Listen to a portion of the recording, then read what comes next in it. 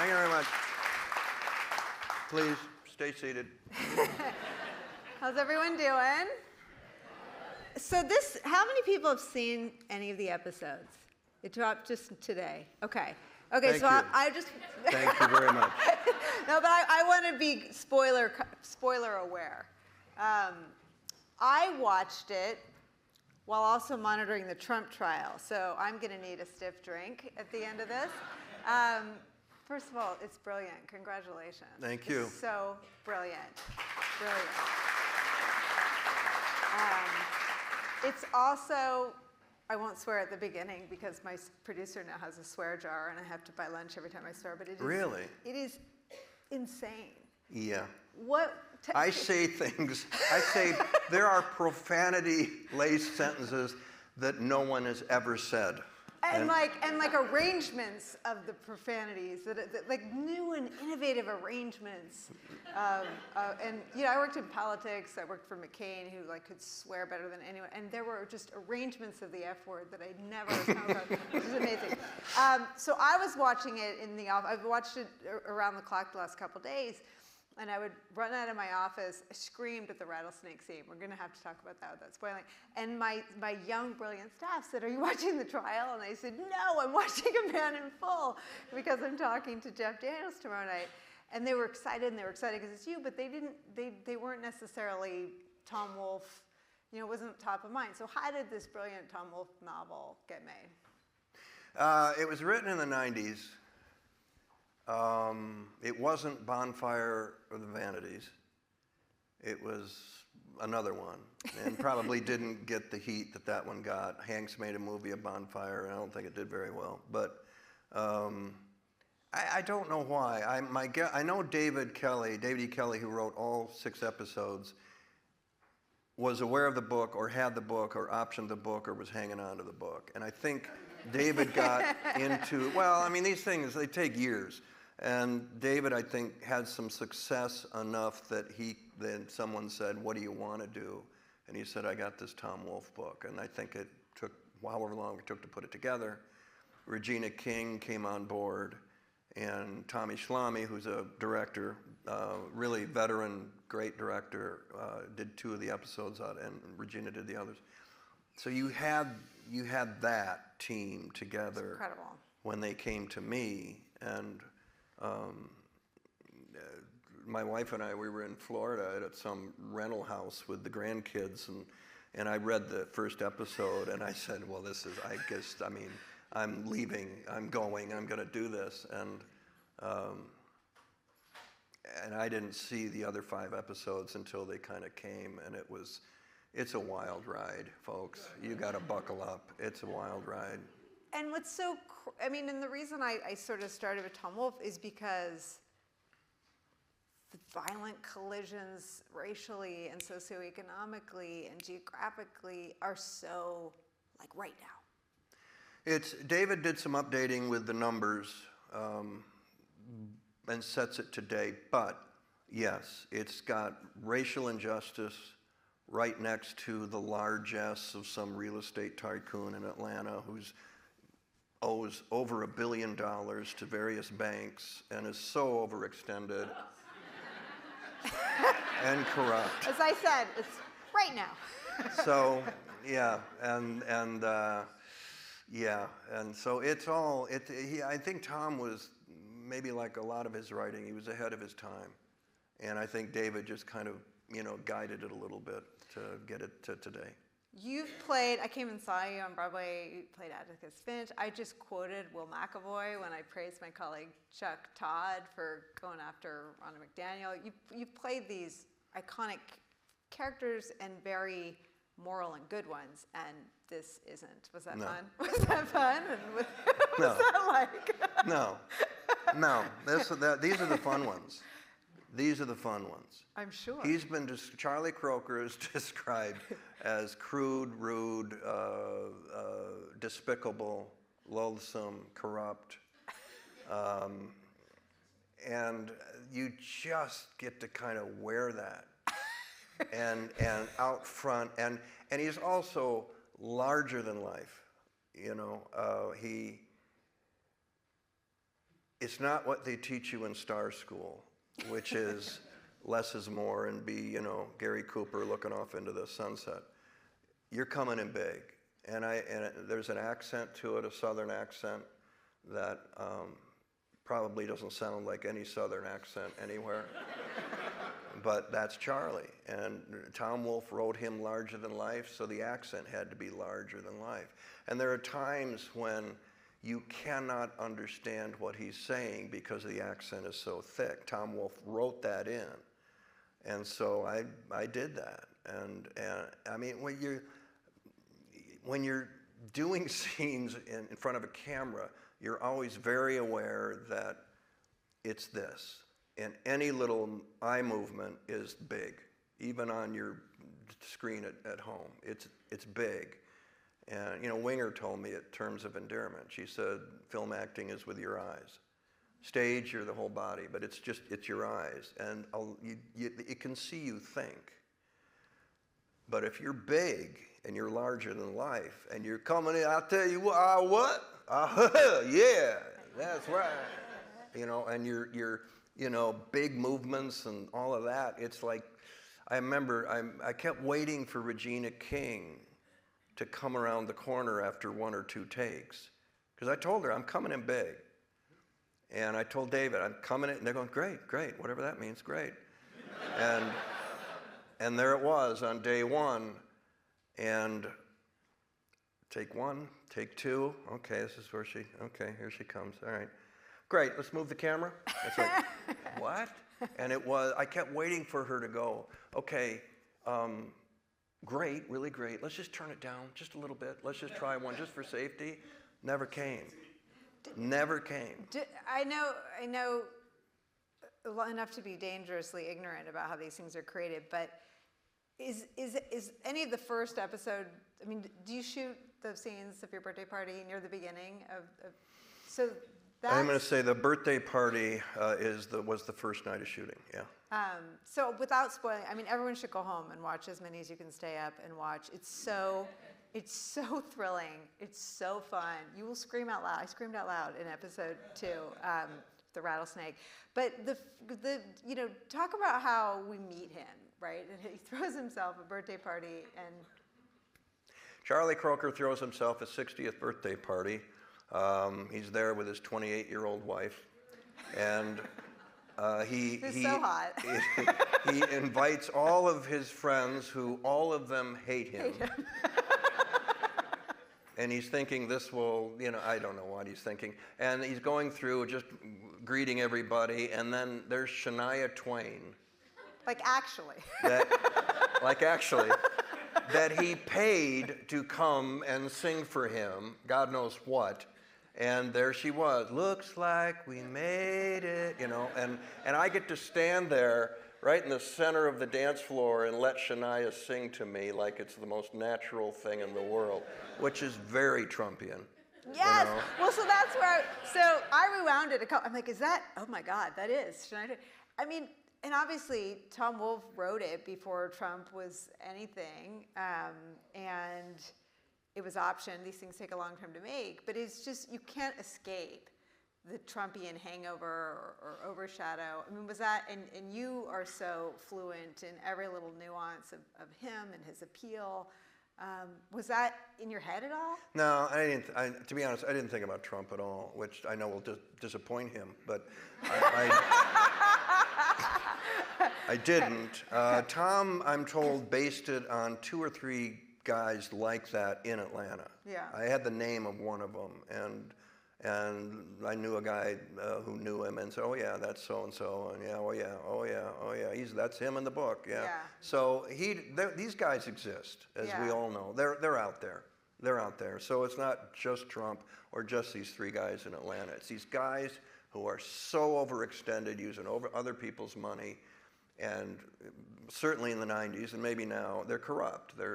Charlie would get a loan from a bank for $100 million to build another skyscraper that he would put his name on, the Croker Concourse or something. And out of that 100, he'd take $20 million to buy a new jet and $10 million to buy a quail plantation, and then use the rest to do the building.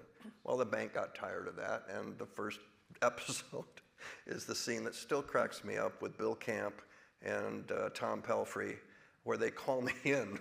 And I think it's a refinance meeting. And I get to walk in, I get to strut in, I get the boom, hey everybody, how you doing? We're gonna do refinance. Yeah, that's what we're gonna do. And that they're there to call the note. And you owe $800 million by Tuesday. And so that's how the show starts. Yeah. So you see this blimp of a man's man, and everyone else is inferior. That guy poked the blimp, and for 6 episodes, that happens.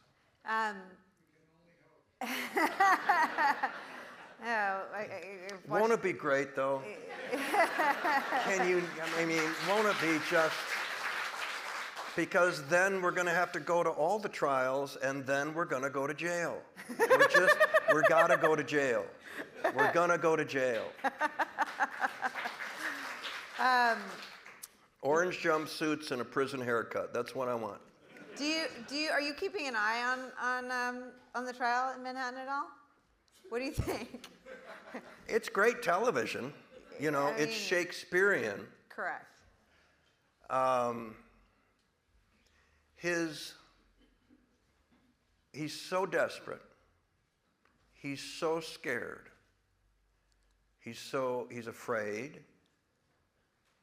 He thinks we're stupid. And I talk not just his followers, but those people who might still vote for him because of tax cuts.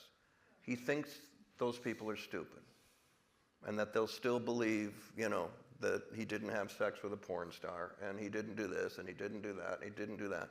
He reminds me of those salesmen that used to, in the Midwest where we live, they come to your front door. How are you? Great.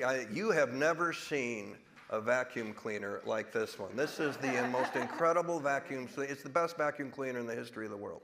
That's how he talks. He talks like a really bad Willy Loman. That's what he is. Yeah, well, and immoral, Yeah, well, all of that. But, yeah, I just think it's... we talked a little bit about that. I just think we're better than this. We're just better than this. And we're gonna, I know, but it's that 20% in the middle that aren't paying attention yet. I know, I'm out there. I live in Michigan. There's a trial, and porn star, God, I don't like that. Anyway, back to my life, and they're not engaged yet, like you guys are. They just aren't. It doesn't make them bad people. They just got lives they're living. And they will be, though. And what will stick in that middle 20%, certainly in the Midwest where I am, is decency, common sense. We have bullshit detectors. We're not big fans of you in New York. I hate to tell you. But, so don't bullshit us. Don't tell us something that isn't true. We're not stupid. We don't like being treated like we're inferior to you. And so when some real estate guy from New York is lying to us, we don't react too much, but we do take notes. And I'd like to think that the majority of the Reagan Democrats or the moderate Republicans will come to Jesus a little bit in the fall and go, I just think it would be, I'm tired of him. I also think, I don't know, I'd be interested in what you think. I think the Republican Party is in big trouble. I think there's a war going on. I think it's inside the Republican Party. There is a war going on for democracy, and that's being fought on the internet right now. Yeah. And so it is real serious. But I think the election that matters is 2028. That's the one where we've got a future of the country. And I cannot believe, well, I understand why, because of the MAGA world. I cannot believe that the Republican Party didn't jump all over Nikki Haley. That was their ticket to the White House. Their ticket out. Yeah. They blew it. Yeah. But MAGA wasn't going to come along, so she wouldn't have had the votes. Yeah. Well, MAGA didn't have, listen, I think what's so vexing is that they keep You know when you've got a kid in the car and there's a rest stop and they want to get off and you're like, no, we'll just go to the next one. Can you wait? And then you're like, oh no, the next one's 87 miles away. You know, they keep, so Mitch McConnell skipped the off-ramp. He could have voted to convict Trump. And they're like, well, I'll just take the next one. Well, you know, Nikki Haley was the next one. So they keep bypassing the off-ramps. And I just think you have to ask why. Right, and I think it's not just that they're hostage to the base. It has to be that enough of them agree with them, and that is something anti-democratic. But I agree with you about. I think it's thrilling that and beautiful irony that the only people with agency are the voters. Right, like no one came to save us. Mueller whiffed. Jack Smith, through no fault of his own, but the timing in which Garland appointed him is going to whiff because of the Supreme Court and other factors. And the only people that are going to save us are us. No one's coming. No one's coming. So the election's going to matter. Joe Biden needs to string together, 7 months of news cycles like the State of the Union. Stay upright. Yeah. Yeah. But I mean, he gave a speech that people that I knew that were sort of center right were like, oh my God, he can talk like that. I'm like, yes. And where are you getting your news? But it's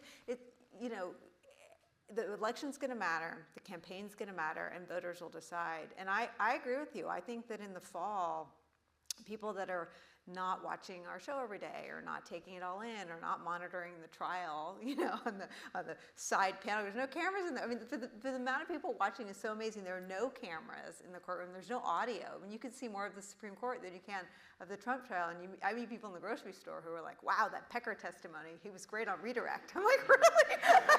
That's New York. I love it. I love it here. But I do think that when people tune in, it's the one, seriously, we can't do better than this guy, because it becomes about us. Is this the best we can do? And I hope that people say that. I also think, too, and you know more than I think Mitch McConnell and company started stacking the courts 20 years ago. Oh, yeah. Because they knew that the demographic was going to change. Totally. And, I mean, I'm 20% Kindle, 20% into Ari Berman's Minority Rule, his book. Yeah. And it's right on the money. Yeah. And they see that they are outnumbered now. Whether it's Democrats or others, people of color, go down the list, they are outnumbered. So democracy's been fun, it's been terrific. We're going to bail on that now because we are no longer in power. Totally. And that's it. And I think Mitch saw that. And I think Mitch, going, I'm going to vote for Trump, the nominee anyway. It's them just going, I'm going to get off the Titanic before it hits the iceberg. And I think it's heading to the iceberg. I think this trial, that the fact that you guys are covering it every day, that you're laser focused on it every day, matters. Even the women on The View. I did The View this morning. They're banging it. They're just banging him. And they're begging him to respond so that they can bang him even more. But the people that watch The View, for instance, are sitting out in the middle of the country going, my husband loves Trump, but I'm really paying attention to what these women are saying. That's a very savvy audience as well. Yeah. That is a very and that all matters. Yeah. That's all, as we get into the fall, that's all mattering now. And I think it's, I don't know, I'm cautiously optimistic, maybe even hopeful, but Joe's got to hang in there. Totally. I think you're in Michigan, a state run by not just Democrats but Democratic women, and they've done a really good job. I mean, does that matter? Does that factor into? Yeah, I think the majority of people in Michigan like Gretchen Whitmer. They really do. Even Benson's been really good, Secretary of State, right? I mean, you've got all these Democratic women. Yeah, Jocelyn. I mean, right? it's Dana. Yeah. Yeah, it's a strong. Yeah, and she's a pro. Gretchen is a pro when it comes to campaigning and getting the word and helping Joe Biden and all that stuff. We're not as Trumpian as people think, and it's just those folks in the middle that you got to get them to go. It's okay not to vote. So it's like permission structures. I mean, that's Liz Cheney. That's the Republican. Do you think that stuff helps? Yeah, you've got a lot of those guys. I knew a couple of Republicans, played golf with them, and great guys. And 2016, Trump, no problem. 2020. I don't know what they did, but since then, DeSantis. Yeah. And then Ron dropped out. So Nikki Haley. Yeah. I mean, they're not going back. Yeah. I know a couple guys that were big into the money, raising money for the GOP in Michigan. They're out. They're out. I mean, the Michigan GOP thing is broke. Yeah. It's got like literally 35 grand in the bank. They got nothing. And they're split. It's a mess. And I gotta think with Gretchen and company and that situation on the right that this is not a great state for Trump. But, you know, we'll see. But we definitely got our Trumpers and we definitely got our folks that are just not gonna deviate from that. But there are these people in the middle that just want government to work. And that's Biden's bet, right? I mean, yeah, it's Biden. It's also the people that remember when Reagan or when Obama and Boehner were sitting in the Rose Garden this far away from the grand bargain, and then the Tea Party jerked Boehner's leash, and next thing you know, he's in Florida. He's done. Yeah. You know, so there are people that go, we want to work it out. We want Reagan and Tip O'Neill to close the door with a bottle of scotch and come out with a deal. There are a lot of those folks. Does anyone talk about January 6th? No. It doesn't, that's like a... I mean, it was horrific, and no one wants to go back to that. Right. But as an issue, it's not, you know, obviously we still cover the prosecutions of the rioters. Trump's going to pardon them all and plays their prison song at all of his rallies. And so yeah, we sit and look at that going, that's stupid. Yeah. That's stupid. Yeah. I don't. That's not. You're not selling us. Yeah. On that, I think the difference now partly is because people bought his spiel in 2016, the perfect storm, the great salesman, the celebrity factor, the stardom. Let's go for change. How bad can it be? He's going to surround himself by good people. That's right. You know, all of that. That was 2016. Yeah. And I think that shine has gone away from those. I think we would kill for, you know, something other than him. Someone normal. Yeah.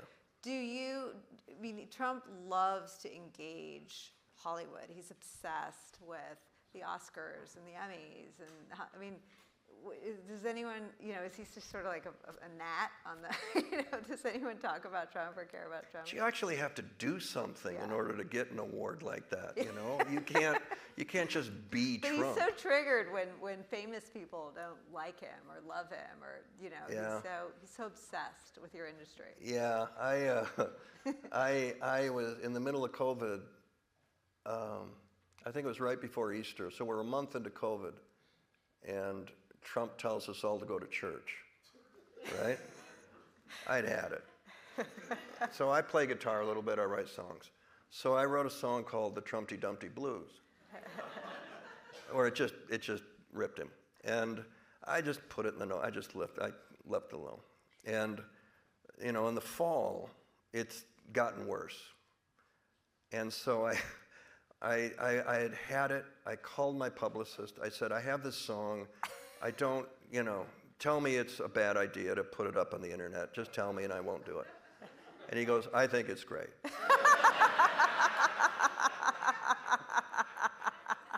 So Kathleen, my wife, you know, the third verse, he gets COVID.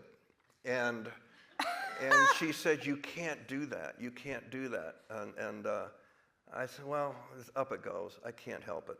And so up it went on a Wednesday night in October, and right away, like it was getting hit. And the next morning, Trump got COVID. So maybe you could write a song about, I don't know, a conviction or something in a couple weeks. Do you think, I mean, obviously the jury is going to make the decision about what happens to Trump, but as someone who covered every one of the news cycles in October between Access Hollywood and Election Day, the idea that he only paid $130,000 is what rings crazy to me. He was frantic after Access Hollywood came out. He was frantic. I mean, Pence didn't want to look at him, right? I mean, Mike Pence and Karen Pence were like, what have we done? Reince Priebus, the RNC chairman at the time, wanted to get Trump off the ticket, but Pence, you know, Chris Christie left Trump. I mean, no one would go out and defend him except Rudy Giuliani. And there is this, You know how that worked out. I read that Rudy was in court explaining his expenses on Amazon. I was like, wow. Yeah, I saw that. How he's fallen. But I mean, to your point about just the fatigue and that we can do better, I feel like there's so much evidence in the record that the whole thing, even going back to 16, when people were like, how bad can it be? And I heard a lot of that. I mean, I went out and interviewed, I spent a lot of time in Michigan and Florida. He's a rich businessman. He knows what he's doing. And The Apprentice was truly a cultural phenomenon that a lot of people bought that version of him.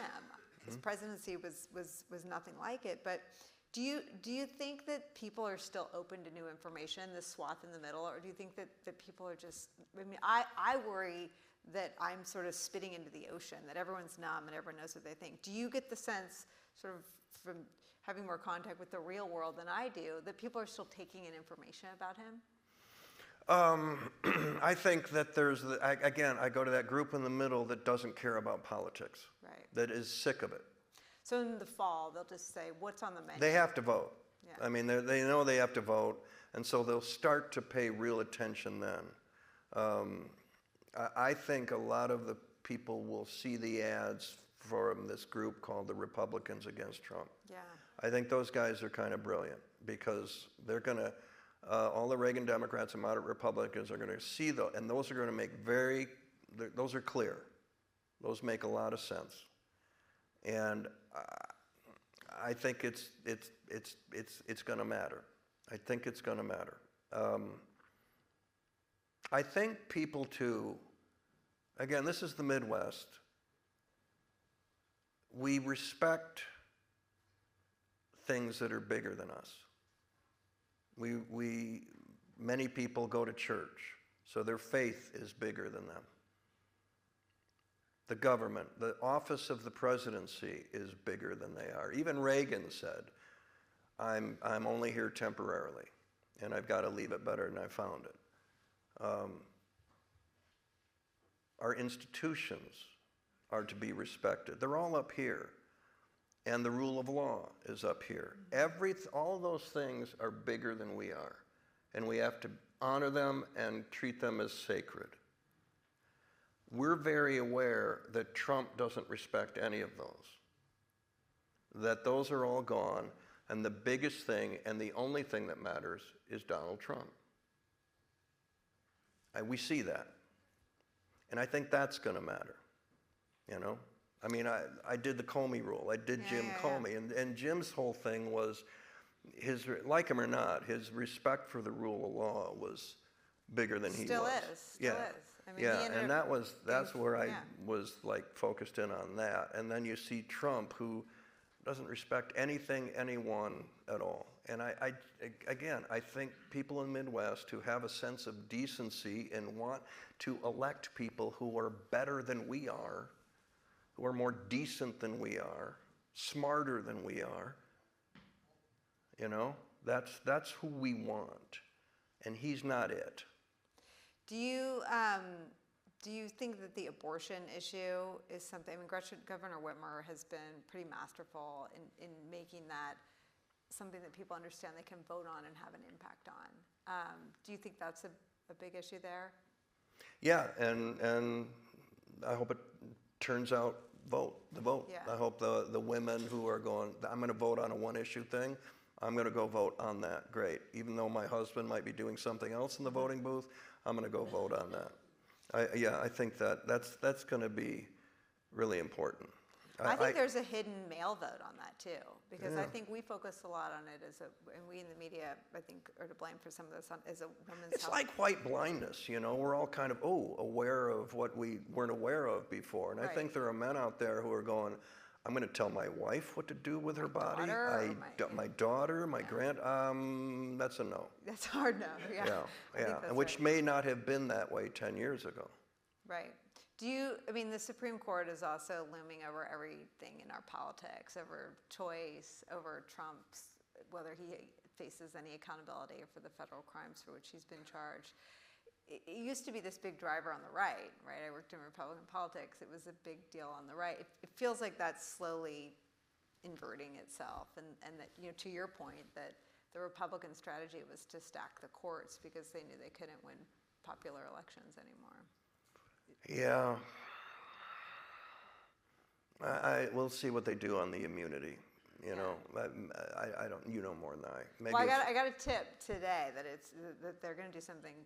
This is off the record. They're going to do something soon, so maybe we'll know next week. I don't know. Yeah, I'm hoping it's a 5-4, but I don't know anything. Well, it sounded like Coney Barrett was open to the arguments that the liberal justices were making. So if that gives you 4, and then Roberts does something, that would be interesting, right?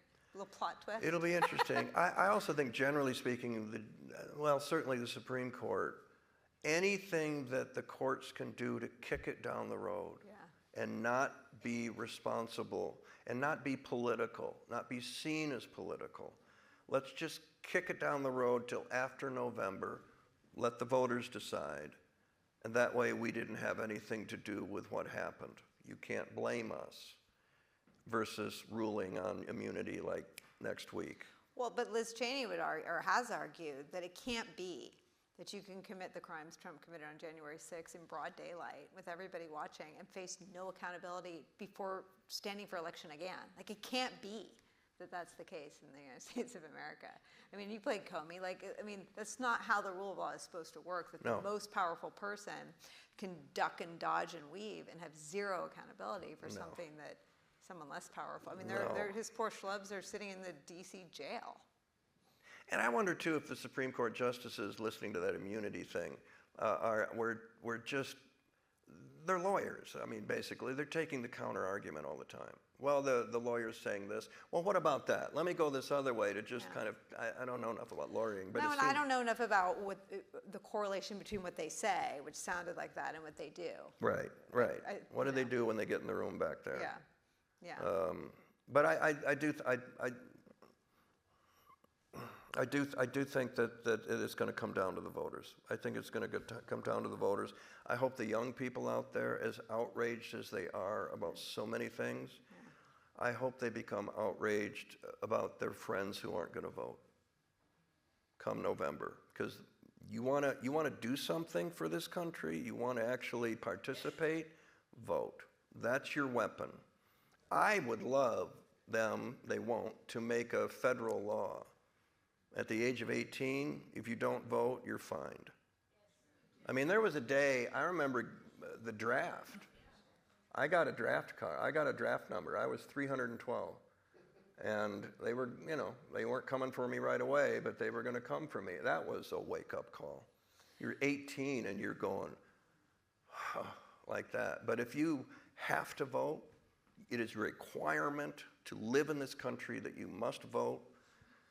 I would love to see some version of that, because let's all participate in this little experiment called democracy. Let's all be required to do that. It would change the country. I mean, it would fundamentally change. Which the country is changing anyway. It's a new America now. And I know there's a minority of people who don't like that and want it to go backwards. But one of the things that makes America so great is that they're open for... Oh, thank you. These are questions for okay. you. I thought I was in trouble. I didn't swear. We should be all right. One of the things that makes it great is that it's ever-changing. It's ever-changing. You go back 100 years. Go back to the 60s. Woodstock happened. I mean, I remember my dad going, "What the hell is Led Zeppelin?" I mean, it always is changing. Yeah. It doesn't change in Russia. It doesn't change in North Korea. It doesn't change it.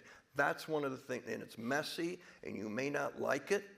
You may not like the fact that we're really actually doing something about systemic racism. We are being more inclusive, got a ways to go, but this is a generation, and this is the time that is actually doing something about that. And you can either participate in that or not.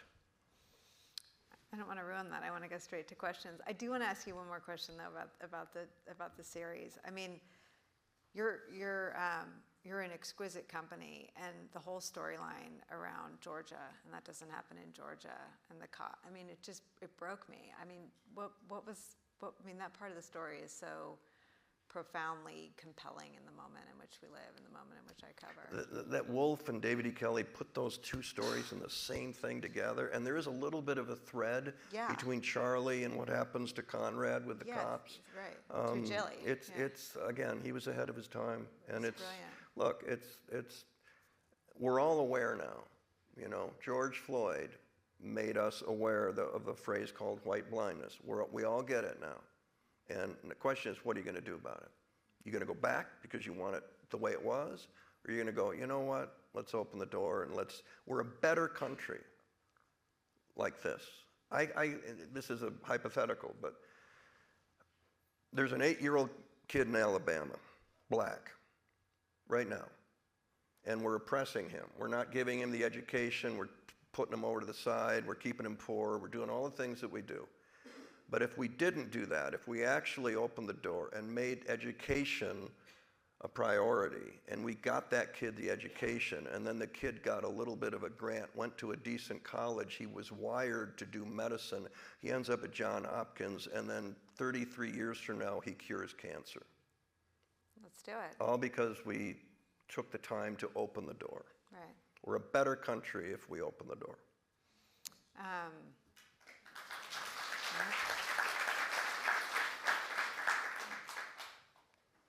Oh, I like this. What of all of your projects, actually of your life, family, friends, movies, TV, what are you most proud of? Do you want to do that in categories? Let's start with work and then we'll do life. What am I most proud of? Yeah. Well, professionally, that I'm still here. Longevity. I look at guys like Henry Fonda and Spencer Tracy and those guys. They lasted, Jimmy Stewart, they lasted decades. What's the secret? Well, they didn't get to do Dumb and Dumber. But Dumb and Dumber to Gettysburg to Atticus Finch. As Clint Eastwood said, if you can do Dumb and Dumber and you can do Gettysburg, you can do this. You know, it opened up jobs, and that was the little plan to that. So that I wanted to last, because fame is fleeting. We moved back to Michigan in '86, when no one left Hollywood or New York. Nobody did that. There were 5 of us. Sissy Spacek was in Virginia. Redford had a mountain in Utah. Tommy Lee Jones, maybe he was in Texas. That was it. Nobody'd left either coast yet. I'm going to move to Michigan, you know? But I kept waiting for the career to end. I thought I was very fatalistic about it. I thought when they call me and say it's over, I'll be home, you know? I was young. So, but I lasted. So especially when you get to my age and you look around at all those guys you started out with, Bill Hurt, Chris Reeve, shared a dressing room with him off Broadway. I was in the room when Chris Reeve got Superman, you know? And Jim Carrey, working with Jim at a time when he only had Ace Ventura, and he had shot Mask, but nobody knew. And, you know, you're around all that. To be in scenes with Meryl Streep and hang with her and be able to stay with her, all that stuff adds up. And then now, you know, some of them have passed away. Some of them are sexual predators. Some of them. It's like me and Bryan Cranston. That's it. Sure, I love Bryan, too. I love Bryan. So I'm proud of that. Do you have a favorite? Role? Mm-hmm. They're all your children. Mm-hmm. I did Atticus Finch for a year on Broadway, a year, 8 shows a week. I didn't miss a show, which is like old school. And I was really proud of having pulled that off, because I took on Gregory Peck. It's incredible. I remember the first preview. Out I go, and the applause, you know, the star comes out, and there's usually applause. golf applause. You could almost see the audience clutching their copy of the book, going, "Don't fuck this up." You could feel it. So good. Yeah, would you go back? ended up Would good. you do something else on Broadway, or is it? Would you go back to Broadway No, for the right I'm thing? done. You're done. I'm done. Too much. I can't top Atticus Finch. That's fair. I can't. That's fair. That's fair. I That's fair. can't. It's amazing. I have a theater company in Michigan, and I'm very happy working there. Yeah. Okay. Can you say why America is the greatest country in the world?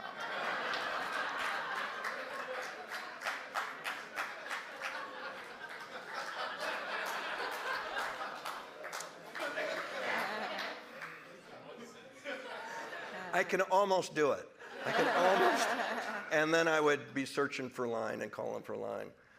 Funny thing about that speech, was that it wasn't in the script. The pilot we got that we were going to shoot, 18 days in July, 18-day shoot.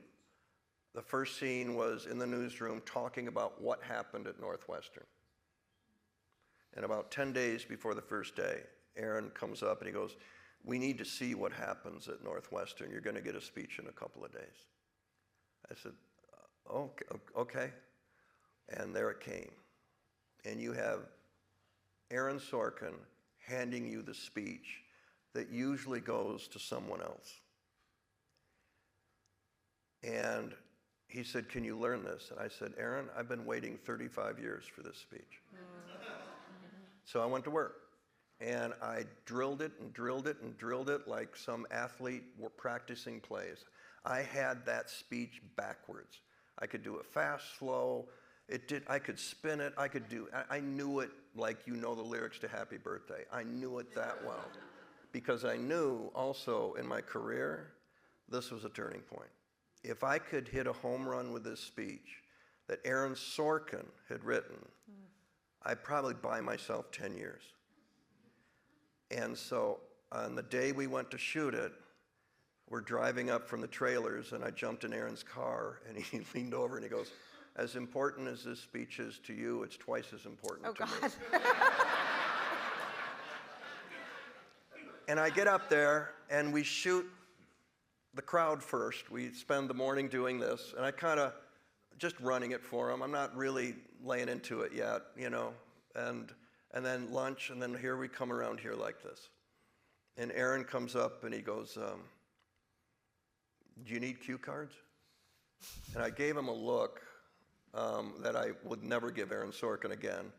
And he literally wilted and walked away. But number 2, 3, and 4 from HBO showed up. They had never been to the set. This was an hour and a half outside of LA. They had to drive to get there. Tom Sadowski and Sam Waterston were it was their off day. They drove up to see it. Sadowski said, "I want to see what kind of show we're in. Whether you're prepared, whether you're not." Sam, who's been a friend forever, said, "I just wanted to see if I still had a job." And take one, and home run. Is that what's in the show, the first take? Take 2 is probably the one, because take 1, I was angry through the whole thing. But even after take 1, Aaron came over and said, "You're pitching a no-hitter, I'm not going to talk to you." And he walked away, which was great.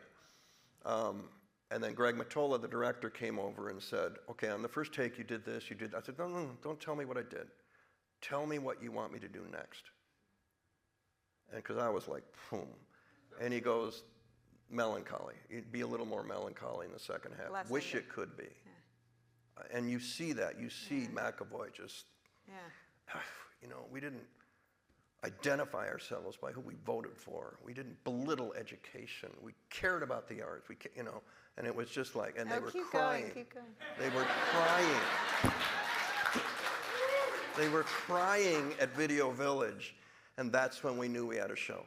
So good. It's fun. I mean, obviously, people on TV make it all about us, but you know, and I remember going to the premiere, and I think Sorkin described it as a love letter to, and George Stephanopoulos was there, and I mean, all the anchors, I mean, it really, and it comes out, before Trump, I mean, it really is like a Tom Wolfe novel, almost more, matters more now than maybe even when it was on. I've gone back and watched it. I watched it as they dropped. I was obsessed. But I watched it last week for some reason, and it's I don't usually, but it was, I wanted a quote from it for a show I'm doing tomorrow. And so I wanted to go, what the hell did I say? But it will outlive me, Aaron, it will outlive us. It will always be like this thing that we can aspire to be. And I think it's a thing that we aspire to be in the time of Trump. Yeah, it matters more now than ever. That's why Sorkin's so good. So good. He's so good. I have a thing with him where I yell at him on TV for making me believe that politics should be what he thought it could be in Newsroom and in America, and in The West Wing, and so whenever I sort of sideswipe him, he emails me, I see you're mad at me today. But I think, to your point about voters in the Midwest, I don't think that should be a fiction. I think that's what voters are entitled to, people that good. I think Obama was that good. I think that Bush and the Bush family loved government and service that much, and people could chalk up some of their decisions as ones they didn't agree with, but they were that committed to it. And I wonder if you think that we're broken, that we settle for someone like Donald Trump.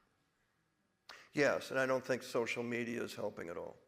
I think social media is poison. I really do. I think people get addicted to it. I think it's a drug. I'm off it.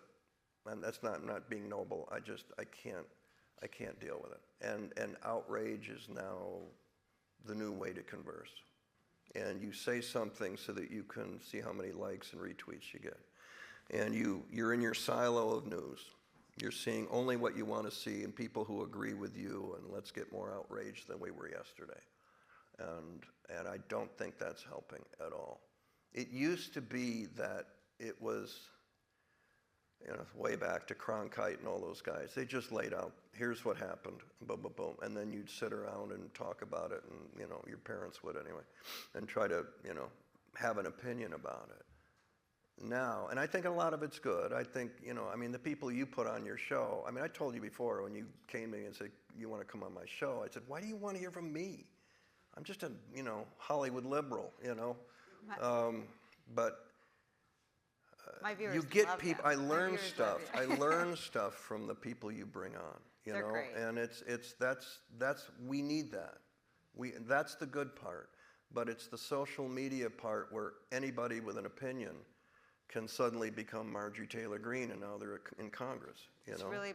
The other thing that I've learned in year 7 is that they're totally. You can't do both, right? You can't be on TV and really tell your viewer what you really think if you're also looking at social media, because it scares the shit out of you. They're threatening, they're the MAGA people want to kill you, that you have to do one or the other. And I think it's a choice that a lot of people in public life don't make. You have to shut that off if you're going to tell the truth to the human beings around you. And it's hard as an adult. I look at what kids are having to contend with, and they have no chance. I got grandkids. I can't even imagine. Yeah.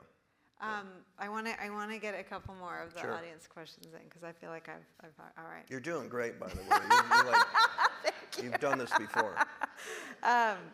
Okay, so on any given day of shooting this show, how long does it take to get into character?